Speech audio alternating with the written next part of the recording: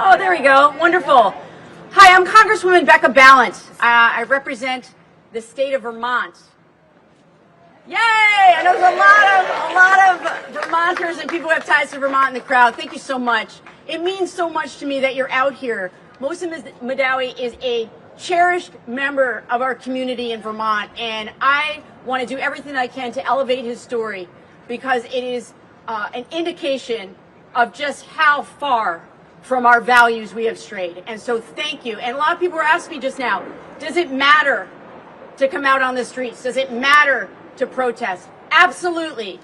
This administration needs to know that we are watching very carefully what they are doing, that we care about our rights. And so when people say to me, how do I get other people out to join me in the streets? You have to let them know it is about standing up for all of our rights, but it's also about giving Mohsen Mahdawi and other people like him the understanding that we are standing with him. Do you know how lonely it is to be captured off the streets by people in masks and hoods in unmarked cars?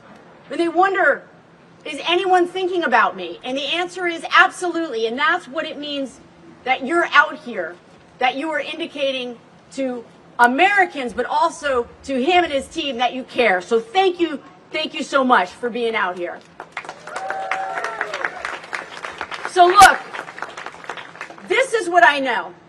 There is nothing more important than a man's liberty.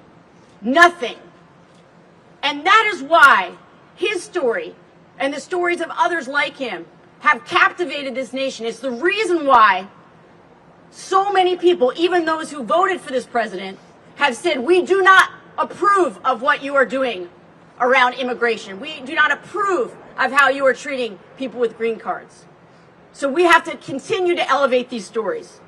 So you know this, but I just want to lay it out for you. People right now in our country are being disappeared by this administration. Children with cancer are being shipped off illegally. Babies. Students are being harassed and detained and intimidated and threatened. Why? Because they exercised free speech rights and the right to assemble. These are the rights that are basic to who we are or who we say we are as Americans. What is happening right now in our name is unjust and outrageous. What is happening right now in our name is terrifying. And what is happening right now in our name is against everything we say that we stand for as Americans. And it's so important to be out here in front of the State Department. Marco Rubio, stand up for due process.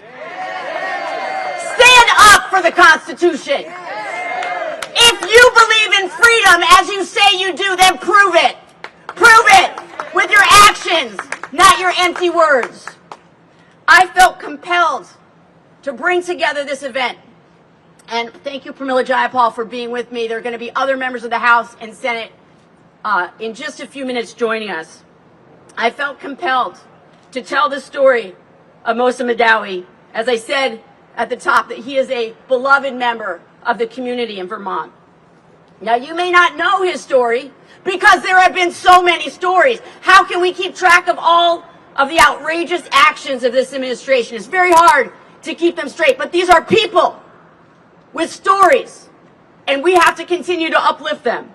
So look, here's what I want you to know. He's been a permanent legal resident in Vermont for 10 years. He's a student at Columbia University. And earlier this month, he was invited to his very last stage in achieving citizenship. He had gone through the entire process. It was the very last meeting he was supposed to have. But it was a trap. This is what our government is doing in our name. It was a trap. He was lured there with the promise of finally having citizenship. And what happened? He was arrested and detained with no charges given. No charges given. Rubio says he is a threat to our foreign interests. And yet, exactly, BS, he provides no evidence, no examples. It's clear he's being detained because he exercised free speech and because of his advocacy for Palestinian rights. And I have to tell you, if Trump's brown shirts are so proud of what they're doing, take off your masks when you go to arrest people. Pull down your hoods. Show us your faces. Because you are doing this in our name, and we will not stand for it. What happened to Mohsen Mahdawi is an outrage that every person of conscience should be appalled by.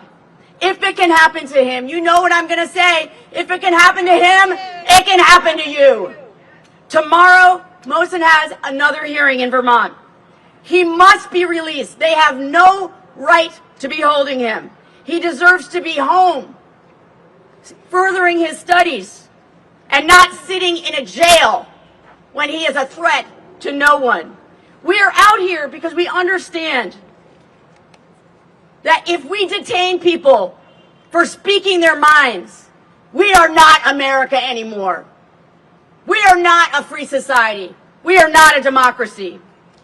They are trying to silence him because, more broadly, the Trump administration is trying to silence us.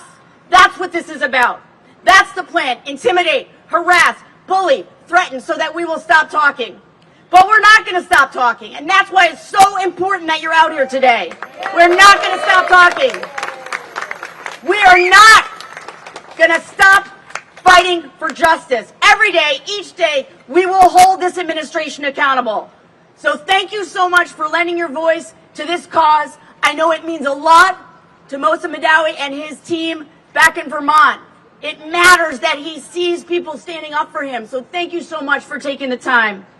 And now, I am so excited to introduce someone who knows what it's like to stand up for everyone in his state of Maryland. Senator Van Hollen wasn't going to let his constituent be shipped off to El Salvador without a fight. And Senator, we were with you in spirit, all of us. You were speaking for all of us.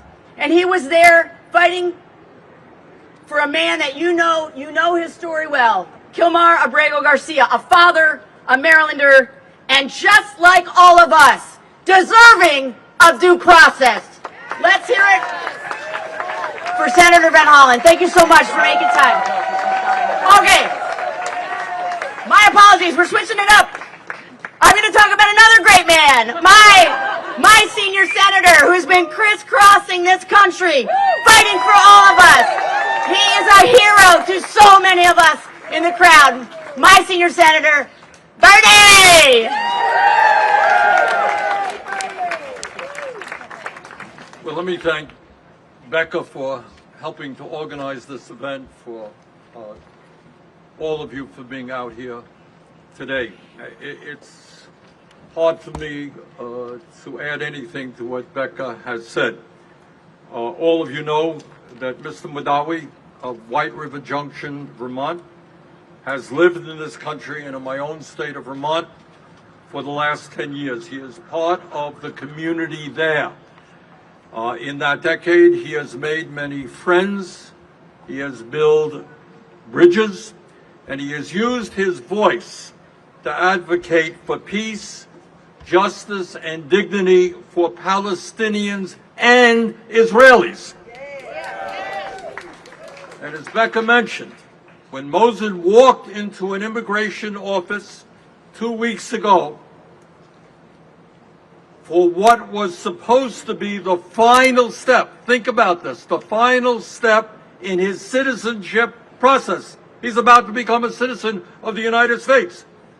He followed all of the rules, he followed the law. But instead of completing the process, Mohsen was illegally detained. Armed, masked individuals in plain clothes arrested him, forced him into a car, and refused to provide any information as to where they were taking him or why or what would happen to him. This took place in the state of Vermont in the United States of America. Now, not only was this action cruel and inhumane, most importantly, it was illegal, it was unconstitutional. Mr. Mahdawi is a legal resident of the United States, and like all legal residents and citizens, he must be afforded due process under the law. Unbelievably, and it is quite unbelievable, Mr. Mahdawi, up until this moment, has not even been accused, let alone convicted of any crime. And yet, tonight he remains in a jail cell. It goes without saying that if the Trump administration has any shred of justice in it, Mahdawi must be released immediately. And Becca made this point as well. This is not just about Mohsen Mahdawi. It is about you and you and you. If you can pick up a legal resident off the streets, throw him into a car, and put him in jail without any due process, that could happen to you. You don't like what the Trump administration is doing? Maybe they will do that to you. You don't like what the fossil fuel industry is doing? Maybe they will go after you. So this is a moment in history where we have got to stand up against Trump's moving this country to authoritarianism, because that's what we're talking about.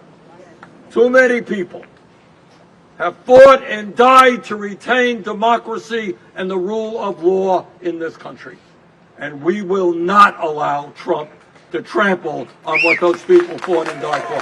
Thank you very much.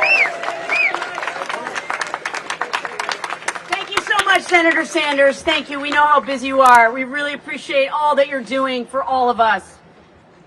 So, as I said earlier, we are very, very honored to have Senator Von Hollen here. And so, without any further ado, since I gave him his big intro earlier, it all is still true. And we're so excited that you're here. Thank you so much.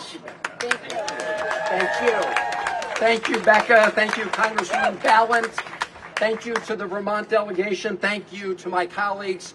Thank you to all of the patriots gathered here to stand up for our Constitution. Are we going to do that? Yes. To stand up for due process. Are we going to do that? Yes. And to stand up for the First Amendment of the United States. Are we going to do that? Yes. So I want to thank all of you gathered here. Yes, to stand up for the rights of Mohsen Mahdawi.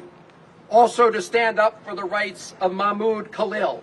Also to stand up for the rights of Rumeza Ozturk. Yes. And to stand up for the rights of all the students who were illegally abducted from their neighborhoods, from the streets, by the U.S. government, by the Trump administration. That should not happen in the United States of America.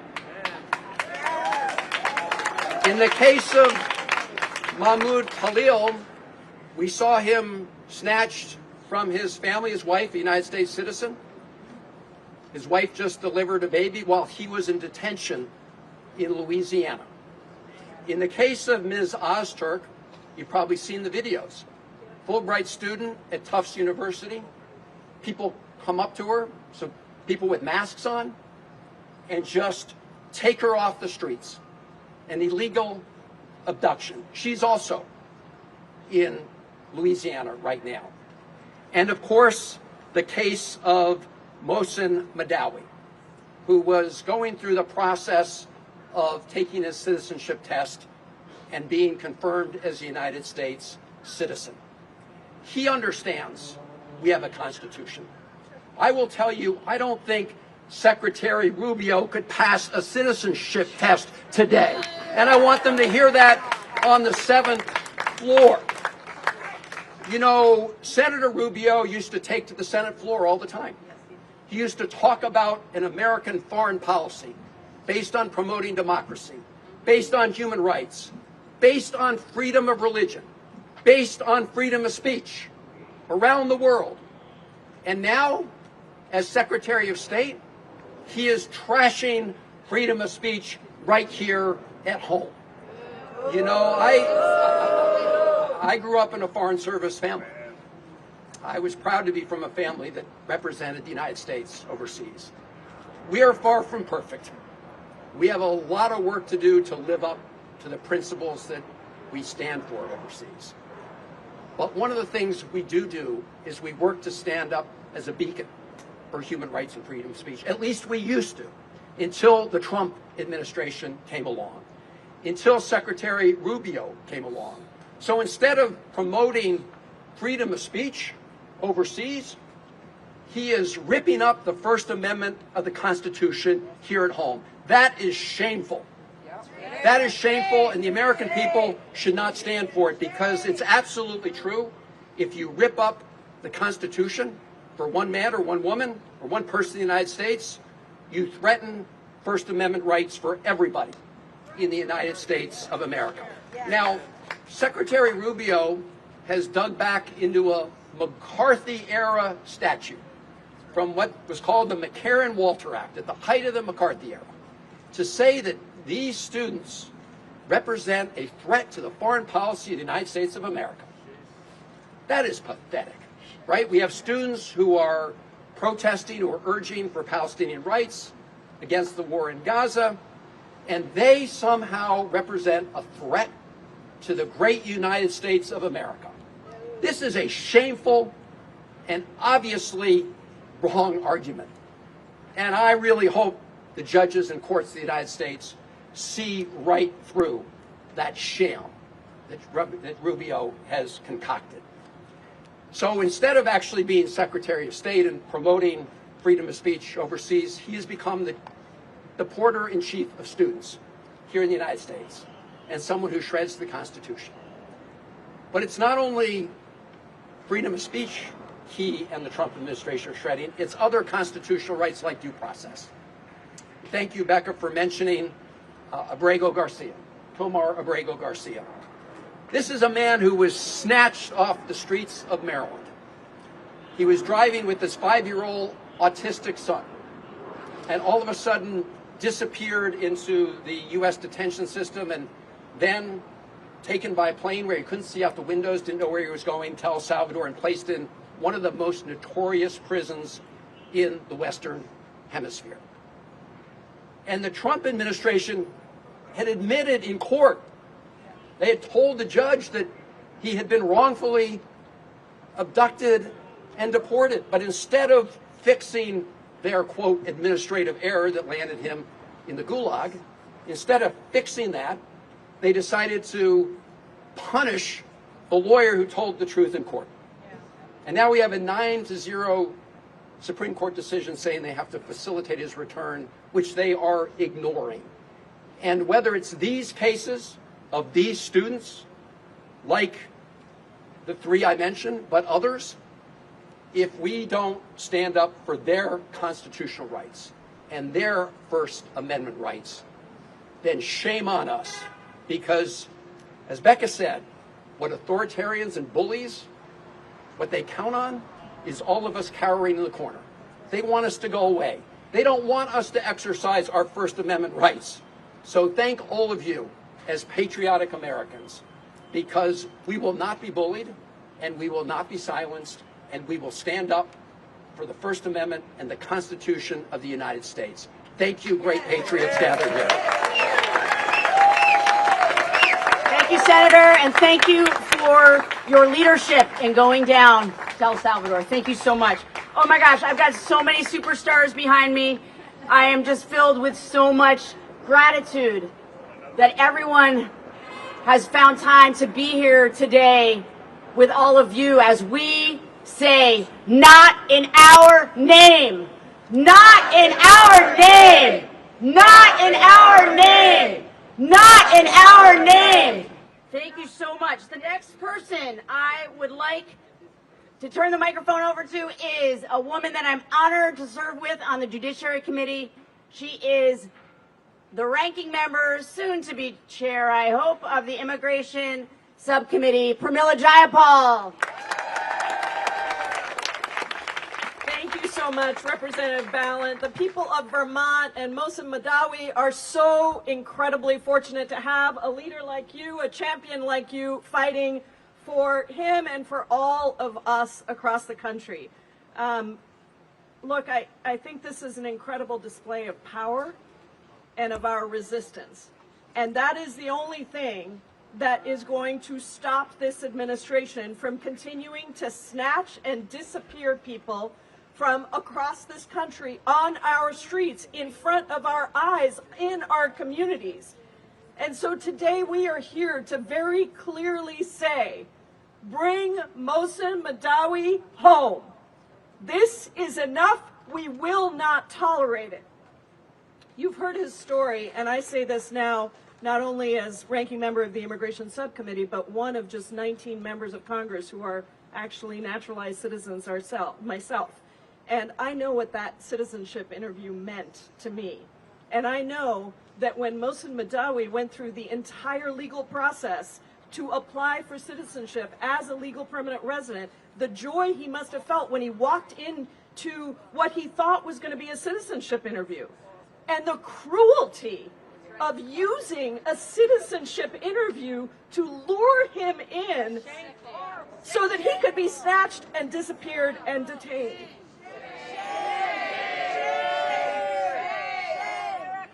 It is absolutely shameful, disgusting. I don't have the words to describe how horrific what is happening right now is. And I want to be really clear. The Trump administration lied and continues to lie to people across this country about what they were going to do and what they're doing right now. They said that they were going to deport the, quote, worst of the worst criminals. Remember that? They said that somehow those people posed a threat to your public safety. Instead, they are quashing the free speech rights that are afforded to every single person in the United States. And they are snatching and detaining and deporting U.S. citizens, legal permanent residents, people with legal status, and they are deporting them and terrorizing immigrants across this country. As has been said over and over, if they can do this to Mr. Mahdawi, they can do this to anyone. And that is the test here that I want you to keep thinking about. They believe that somehow they're going to be able to say that this is about what this person said about their advocacy for Gaza that poses this terrible foreign policy threat. Well, guess what? Here in the United States, you get to say whatever you want. Whether we agree with it, whether we don't agree with it, that is called free speech. It is uniquely American, and if Marco Rubio doesn't know that, he should not be Secretary of State.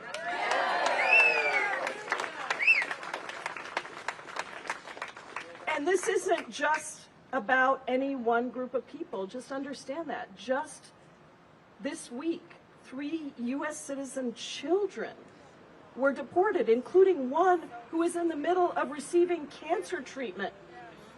How insane is that? With zero due process. Zero due process. And even when the courts tell the administration to return Kilmar Abrego Garcia, or to make sure that we are not deporting Venezuelans to foreign gulags with absolutely no due process, this administration is not listening to the courts.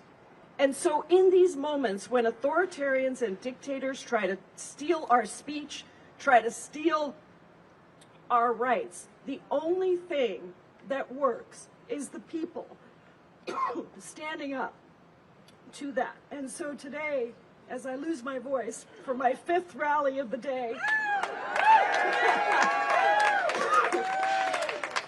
we are here to demand Mohsen Mahdawi's release. We refuse to be complicit in these violations of our First Amendment rights, of our Constitution, and perhaps equally important, of our conscience.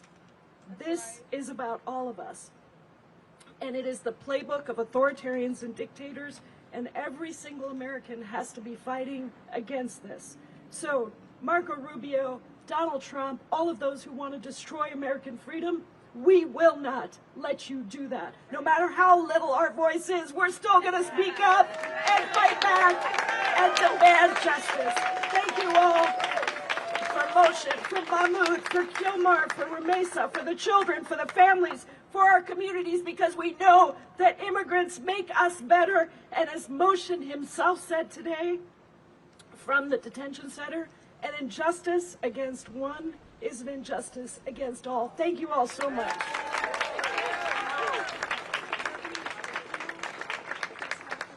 So if you are hearing this name for the first time, if you did not know the case of Mohsen Mahdawi, please listen. He gave an amazing interview on NPR last night. They replayed it again this morning. You will understand him better listening to that interview. You will feel like you understand what he is all about and why he is so beloved in his home community in Vermont. So thank you so much, Pramila, for being here. This next woman needs no introduction. She is a hero to so many in this country, talking about justice and liberty and freedom. It is my great honor to introduce Rashida Tlaib. Thank you so much to Becca. I got to tell you all, so I got a call from a friend of mine in Vermont. I have a lot of friends in Vermont. It's kind of cool state, yeah. And Becca, I got to tell you, remember I called and you're like, I'm on it. Yeah, I didn't even have to say anything. She's like, I'm on it. Remember that? I was like, okay, I didn't want to pressure you. I just got all these calls. But thank you so much for courageously, just unwavering. She was on it within hours. And I just want for folks in Vermont to know and the families to know she really is a true fighter, and she does it in such a beautiful, graceful, I wish I could be as graceful and about speaking truth to power. We all know the Trump's administration's attack on immigrants and students in our country, and you know, folks have trying to describe this. It's cruelty. It is. It's so cruel. That's the only way to describe it. It's so incredibly cruel and inhumane. It's more than shame, right? It's just absolute cruelty. You know, we know that they are kidnapping people and sending them to prison camps. That's what I call them in El Salvador, famous for torture and forced labor. You know, even hearing, I know Pramila talked about deporting the U.S. citizen children, including a 2-year-old and a 4-year-old or 5-year-old child that has cancer. And we know they're targeting, abducting students because of their First Amendment speech. It's not only Mahmoud Khalil, Rasmiya, and Badar, and so many others. And we know this is about whether immigrants, including lawful permanent residents in our country like Mohsen, enjoy the right to free speech guaranteed by the First Amendment. If the justice system does not protect people like Mohsen and Mahmoud and Rasmiya and all of us, then we know that it may include U.S. citizens next. We know that. That's fascism. There's no due process, no criminal charges. You all know this. No warrant. They have arrested even a judge on sham charges. We are living now in a fascist police state. No, people don't want to say it, but you got to claim it. That's exactly. And it's hard to believe we're only at week 13. Only at week 13. They are openly defying a Supreme Court order. You know, I saw somebody had a sign, it's time to impeach the president for his abuse of power. That's absolutely true. It's time to resist fascism at all fronts. We have to, at all fronts. You know, Mahmoud was kidnapped, like the senator said, from his home, and disappeared, legally disappeared, and put into detention facility thousands and thousands of miles away from his wife, a Michigander. And you know, as their newborn son, and hearing her talk about this, I just can't imagine what she's going through. Again, the cruelty. You know, my son was lured into, and he's just already high anxiety, you guys, when you go in for that citizenship interview. You know, as a former immigration attorney, I remember my folks, they had to memorize 100 questions, go in there, and it's so hard, and it's overwhelming and intimidating. You know, he's been a legal permanent resident for 10 years in our country. You know, a person that has roots in Vermont. And to me, they are political prisoners. And we are demanding that they be released today. And I want to be clear, and I've said this to my residents, and they understand when I say this. The rights of Mohsen are our rights. When they trample on their due process, they're trampling on our due process. Those are our constitutional rights. It's not just Mohsen, it's ours. So when they're doing it to him, don't ever hesitate that it couldn't be us next. We're already seeing it. You know, dissent in our country is a fundamental American value. Look, I grew up in the most beautiful, blackest city in the country. We always spoke truth to power, even when it was unpopular. You don't have to always agree with us. You don't. But you have to respect our First Amendment right no matter what.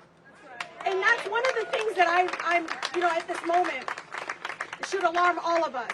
If we do not stand up and fight for freedom today, the fascist Trump regime will come for everyone.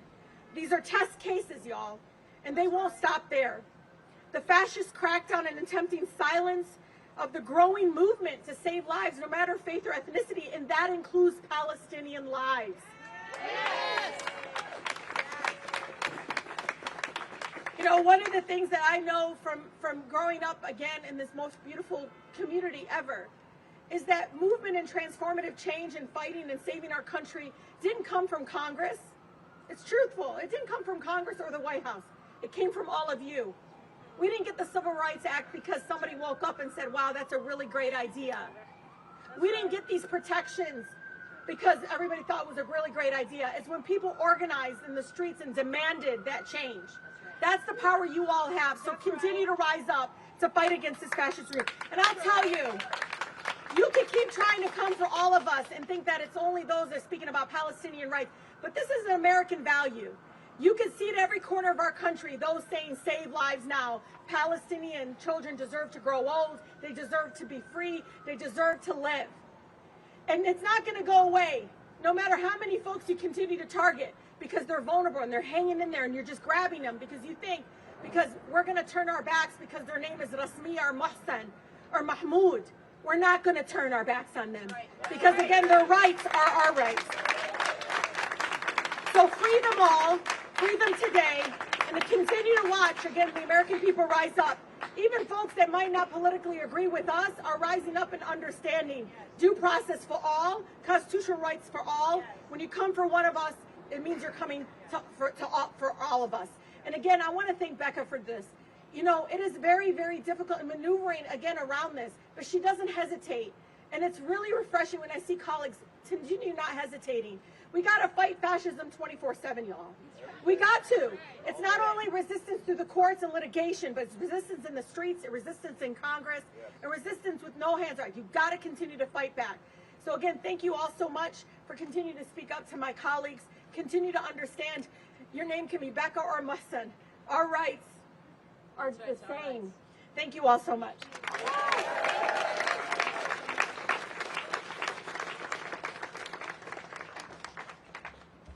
So I wanted to just take a moment to just highlight, as I said, he gave an amazing interview last night, and I wanted to just read one part because it really speaks to what we're all talking about today.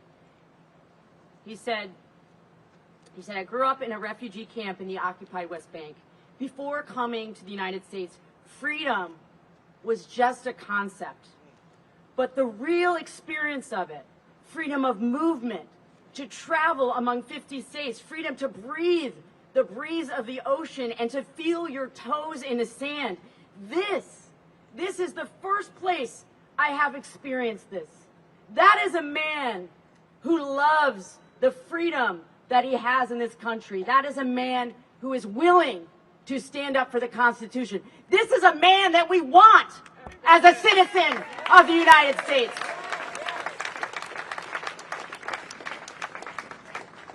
So I'm very, as I said, the team behind me is incredible. Next, I'm going to bring up Nydia Velasquez, who is from New York's 7th District. Come on up. Well, thank you all for being here, and Becca, thank you for bringing us together. Mahdawi is a graduate student at Columbia University. He's not a criminal. He's a student activist. I was a student activist.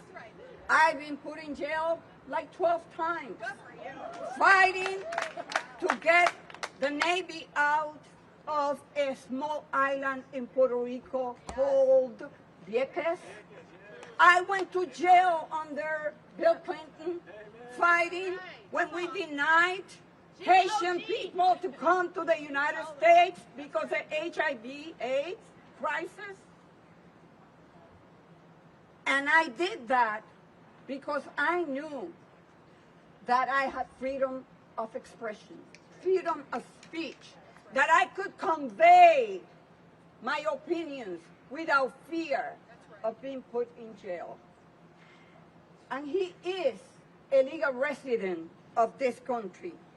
On April 14, Mohsen was dragged away by armed agents when he showed up for what he thought was his interview to become a U.S. citizen. He was targeted by ICE because he spoke out against U.S. foreign policy, because he dared to stand for peace and Palestinian rights. He was singled out because the Trump administration wants to silence dissent. Over the past 3 months, hundreds of students have been targeted by the federal government for exercising their constitutional rights. Free speech and due process are not optional. They are supposed to be the bedrock of our democracy. When Senator Welch visited Mohsen, he said that he wanted to become a citizen because he believed in what this country is supposed to stand for.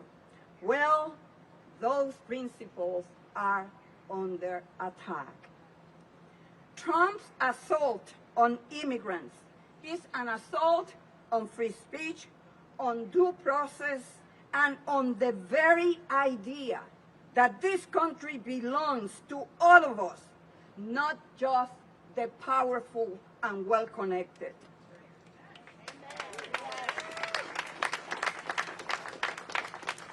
If they can do this to someone like Mohsen, they can do it to anyone. Who will be next? Legal residents? Undocumented? Citizens? U.S. citizens? Members of the press? For expressing their opinion on foreign policy? In just 100 days, the Trump administration has launched an all-out assault on due process, and they are only getting bolder. That is why we have to speak out, because if we don't push back now, it won't stop with immigrants. No one's rights in this country, including freedom of speech, will be safe. We are outside the State Department to tell Secretary Rubio, we are not going to back down. That's right. Shame on you, Mr. Rubio. When you talk about human rights around the world, what about the human right of a little child, 4 years old, stricken with cancer, sent to Honduras? Shame on you, Mr. Rubio. Let me just say this. We are here today, and we will be here next week. That's right. We will take on the streets until Mohsen is free. And we are going to fight until every student, every activist, every immigrant knows they have the right to speak, to live, and to belong without fear. Thank you.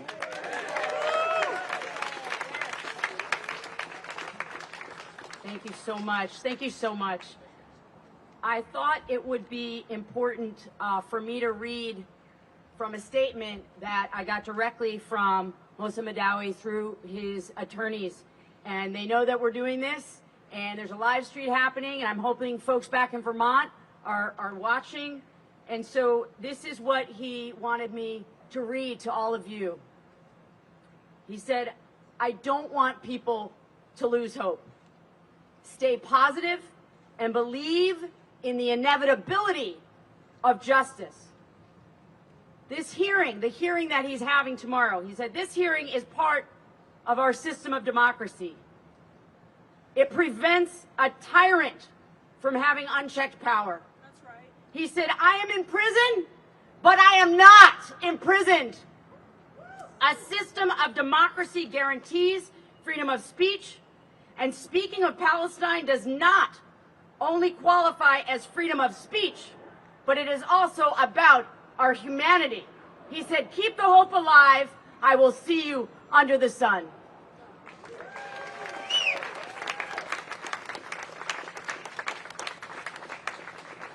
So our next speaker is somebody who came into Congress in my class. He is a dear friend. He is someone who has, in his short but powerful life, been speaking truth to power about a lot of things, including gun violence prevention. He's a hero to so many across this country. I know I keep saying that for every speaker, but it's true. This is an incredible lineup behind me. It's my honor to introduce Mr. Maxwell Frost from Florida's 10th District.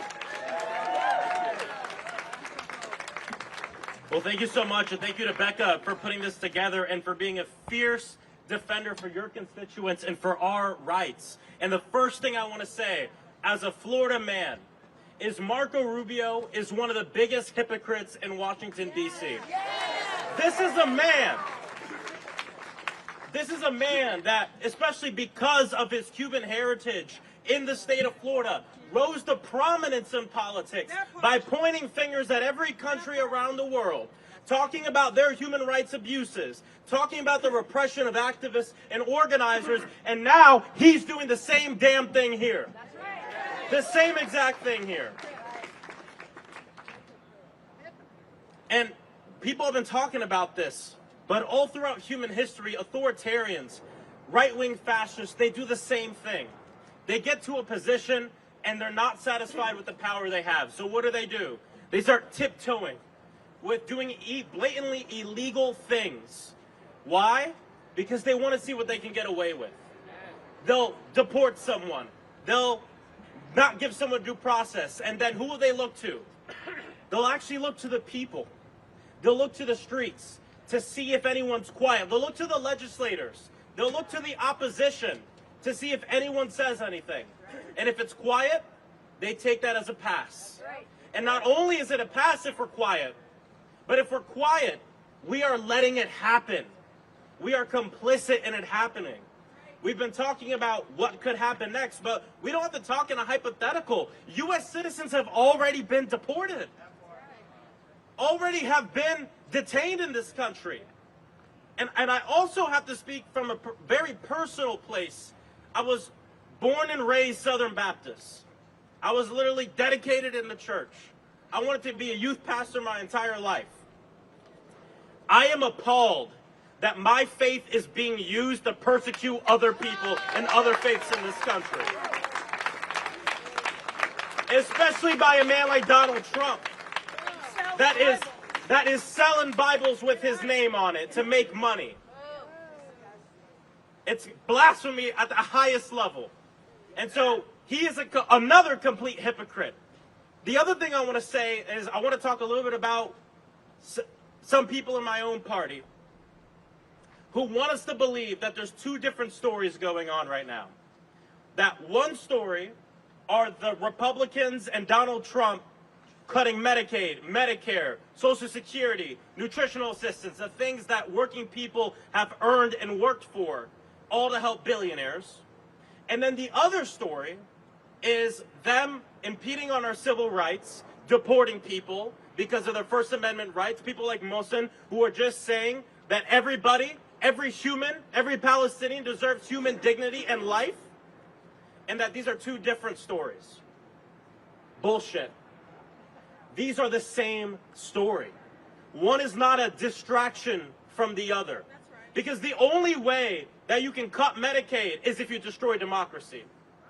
The only way you can take what's ours and give it to the billionaires is if you deport people and put them in prisons to scare them from going to the streets. These are two different stories. It's the same story. It's the same thing going on. They know what they're doing. And there's a reason they're doing it to very specific people right now. They want to see if their campaign to dehumanize Palestinians have worked. And that's why they're targeting Palestinian student activists. They want to see if their campaign to demonize immigrants have worked. That's why Kilmar Brego Garcia and so many others have been sent to a place like El Salvador. But we're proving to them that their campaign has failed. It has failed because we see everybody as human. And more importantly, one of my favorite things to do at home is go to the citizenship graduation ceremonies. And the first thing I always tell everybody is, congratulations, today you don't become an American. And everyone looks at me like, wait, is he a bigot? What's going on? I thought he was woke. I say you've been an American since the day you got here and decided to be. Today you become a citizen. And that's the thing that these guys are not forgetting. Maybe they've never believed this, that the Constitution doesn't belong to people because of their status. It belongs to every person on this soil. And you want to talk about, they always want to talk about American exceptionalism, but then they want to take away the few things that actually make our system exceptional. The fact that every person on this soil has due process and the rules that keep us safe. What's the difference between someone kidnapping you in the middle of the night and ICE going and taking someone without due process and putting them in another country? Nothing. Absolutely nothing. So I'm proud to be here as a Florida man. I'm proud to be here as a man. No, hey, look, I used to say the great state of Florida.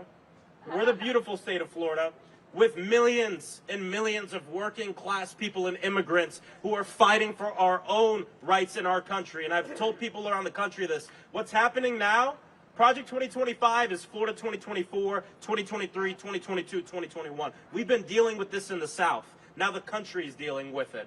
And we'll all work together to ensure that, of course, we free Mohsen, we free Kilmar Brego Garcia, we free Mahmoud, we free all these individuals and Americans who are having their rights taken away, and we will fight for our democracy in our country. Thank you so much. God bless you, and thank you so much. Thank you, Becca Ballin, too.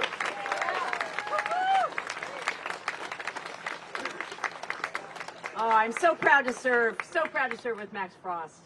What an inspiring, rousing speaker you are. All right, so you know when you have those moments where you feel like, oh, am I actually living a dream? This next moment is one of those moments, because Ayanna Pressley is someone I got to know when she was running for Congress. She came up to Vermont to speak at an event that I was at, and I thought to myself, oh, I want that woman in Congress. And she has only increased in esteem in my eyes, and it's surreal for me to be able to be here with you and be able to introduce you as my colleague, Ayanna Pressley.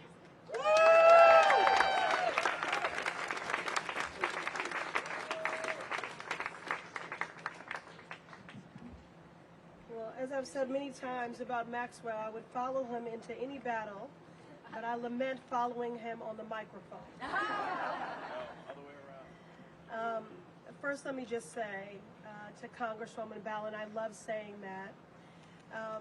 Thank you for showing the world what solidarity really looks like, and for reminding people that values are verbs.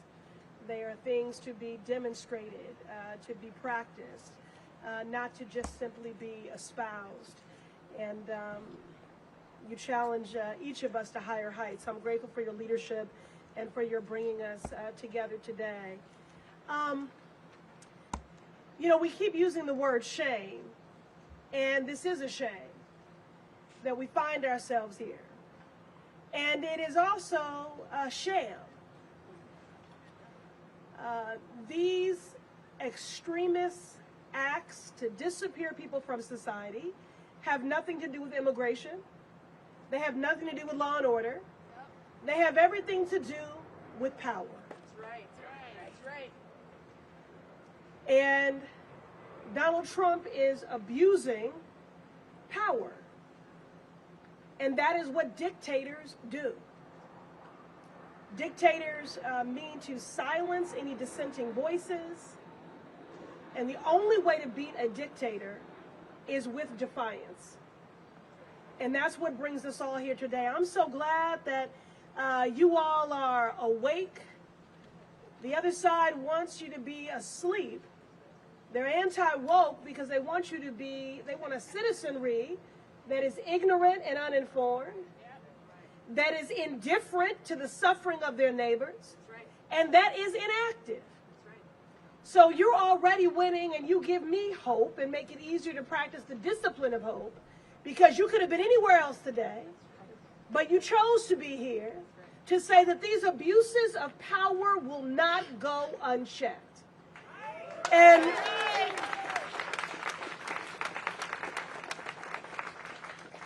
I know that I am speaking to the choir as I go to refer to my notes and enumerate these facts, but I preach to the choir for one reason, because I need the choir to sing.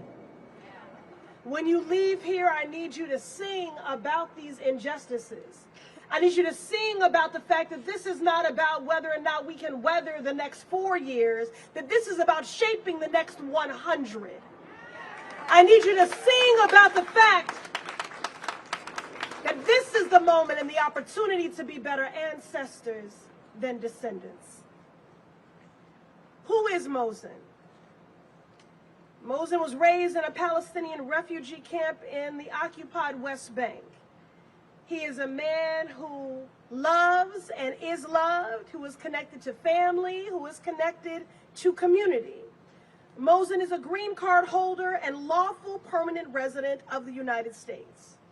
Mohsen is a scholar, a senior at Columbia University and co-founder of Columbia's Palestinian Student Union. And now, shamefully, Mohsen is a political prisoner. Instead of celebrating his graduation and preparing for his master's program in the fall, he was on the verge of becoming a U.S. citizen after 10 years of living and learning and contributing in the United States. Instead, his life has been upended, and he is awaiting his future from the confines of a detention center. Shameful. In Donald Trump's America, Mohsen's story is becoming shamefully all too familiar to all of us. He was whisked away and disappeared off of the streets, just like my constituent, Somerville resident and PhD student, Rumesa Ozturk. Make no mistake, these abductions are not isolated.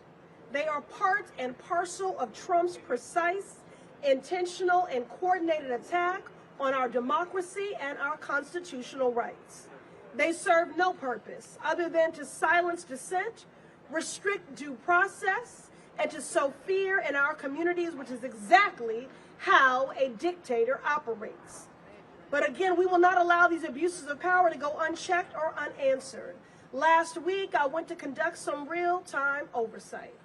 I visited our sister Rumesa Ozturk and our brother Mahmoud Khalil in Louisiana at the ICE detention facilities where they are being held. Allow me to digress for a moment to remind people that this is a for-profit carceral system. And the same way that there are billionaire corporations that benefit from for-profit prisons and mass incarceration, the same billionaire corporations are benefiting from for-profit detention centers and the disappearing of immigrants. These things are all connected. So if someone at home is saying, why should I care about this? If you care about mass incarceration, you need to care about mass deportation. If you care about mass deportation, you need to care about mass incarceration. So last week, I went for a wellness check. It was also, again, real-time congressional oversight. What I saw and heard from Rumesa and Mahmoud was harrowing, heartbreaking, and infuriating. Mahmoud spoke of growing up in Syria under Assad. He said, I know what an authoritarian regime looks like, and this is it. Rumesa thanked me for being there along with my colleagues in our Codel, and said the women of this detention facility have questioned if God has forgotten about us, if the world has forgotten about us. They are being denied proper medical care, deprived of sleep. They're not receiving nutritious meals, no religious accommodation. A nurse without consent removed Rumesa's hijab. The cruelty is the point. Look, family, what's happening to Mohsen, Rumesa, Mahmoud, and so many others is a damning injustice. They've been charged with no crimes and are being detained simply for exercising their right to free speech, for speaking out about the Israeli government's genocide in Gaza. Now, let me be clear. Regardless of your position on that issue or any other, this should outrage everyone and anyone with a moral conscience. I did not journey to rural Louisiana because I am a Democrat. I journeyed to rural Louisiana because I'm a human being who gives a damn about other human beings. In America, we have a fundamental right to freedom of speech, and that's what makes us who we are. So this blatant, flagrant violation of our First Amendment rights through these abductions should outrage everyone, regardless of your personal beliefs. And as I close, because our freedoms and our destinies are tied, in his letter to Angela Y. Davis, James Baldwin wrote, "If they take you in the morning, dear sister, they will surely be coming for us that night." And that is the truth. Today it is Mohsen, it is Rumesa, it is Mahmoud, and tomorrow it could be you. It could be you for reading a banned book. It could be you for suffering a miscarriage. It could be you for practicing diversity, equity, and inclusion. So today we refuse to accept these abuses as inevitable. We demand due process and accountability for all. And we will keep working to protect our Constitution and everyone who calls this country home. Free Mohsen Mahdawi, free Rumesa Aztar, free Mahmoud Khalil, save our democracy. This is not about weathering the next 4 years. This is about shaping the next 100.